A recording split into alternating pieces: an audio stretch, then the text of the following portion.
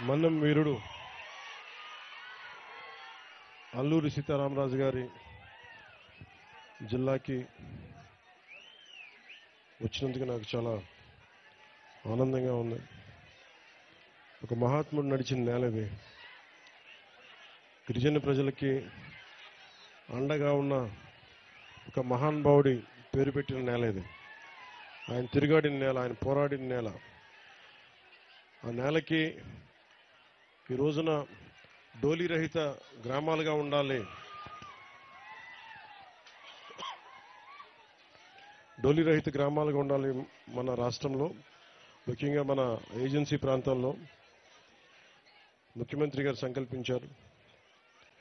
2017లో కూడా పోరాట యాత్రప్పుడు నేను తిరుగుతా పాడేరు, అరకు ప్రాంతంలో, ఆంధ్ర ఒరిస్సా బార్డర్లో ఈ పర్యటన చేస్తా ముఖ్యంగా గిరిజన ప్రజల కష్టాలను అర్థం చేసుకున్నవాడిని. ఆ రోజున గిరిజనుల ప్రజలకి నేను ఒకటే మాట ఇచ్చాను.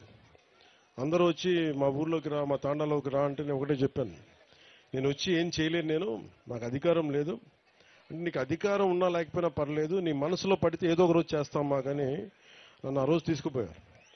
ఈ రోజున మీ అందరి ఆశీస్సులు,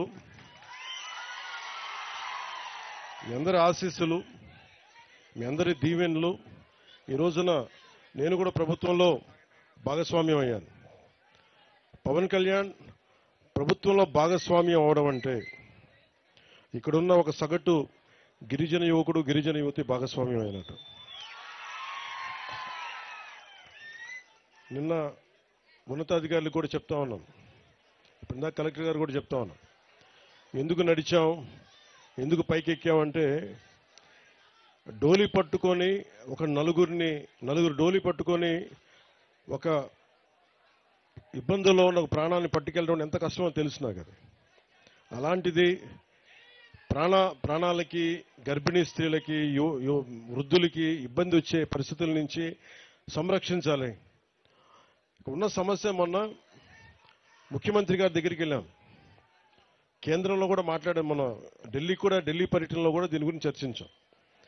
ఒకటే చెప్పాను, మాకు ఏజెన్సీ ప్రాంతం ఎక్కువ. మాకు ఈ అల్లూరి సీతారామరాజు జిల్లా అంతా దాదాపు 95% ముఖ్యంగా గిరిజన ప్రజలు, గిరిజన గ్రామాలు ఉన్నాయి. దీనికి ప్రత్యేకంగా దృష్టి పెట్టమని చెప్పాం. అందుకని ఈ రోజున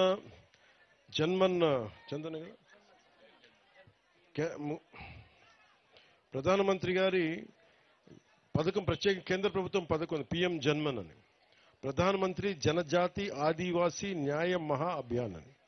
దీని కింద రోడ్లు కానీ, రోడ్లు సౌకర్యాలు కానీ వాటి కిందకు వచ్చే విధానం ఇది, ఈ పాలసీ ఇది. దాంట్లో భాగంగా 100 కంటే ఎక్కువ ఉండాలి ఆ జనాభా. 100 కంటే తక్కువ ఉంటే ఈ పథకం అమల్లోకి రాదు. సో మేము మాట్లాడుకొని